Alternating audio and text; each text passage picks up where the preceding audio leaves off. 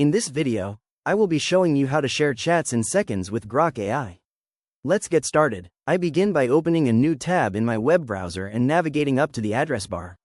I type in Grok and hit enter to bring up the Google search results. From the results page, I click on the official link for Grok at grok.com to open the application interface. Once the page loads, I see the main Grok dashboard with my navigation menu on the left and the interaction area in the center. I look down at my chat history panel on the left side and select a previously saved conversation titled Friendly Chat Greeting. The full conversation history fills the main screen. To share this chat, I navigate to the top right corner of the active chat interface where the action icons are located. I click on the share icon, which looks like a small paperclip or link symbol. A brief notification pops up letting me know that the unique link has been successfully copied to my clipboard, and that anyone with this link will now be able to view the shared conversation. With the link copied, I want to send it to a contact. I open a new browser tab to access my email. I click on the Google Apps menu icon in the upper right corner and select Gmail from the drop-down options.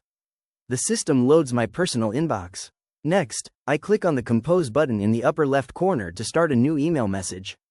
A blank draft panel appears in the lower right. I click directly into the body text area of the new email, paste the copied Grok chat link, and then see the address appear safely in the field. I move my cursor up to the To field to specify my recipient, typing in samplename@gmail.com and selecting it from the auto-suggested list. After verifying the recipient and the link, I navigate to the bottom of the composition window and click the blue Send button. A brief message sent notification appears at the bottom left confirming the action.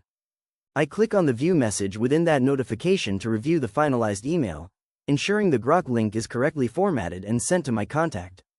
If you found this walkthrough helpful, please consider liking the video and subscribing for more quick tips and tutorials.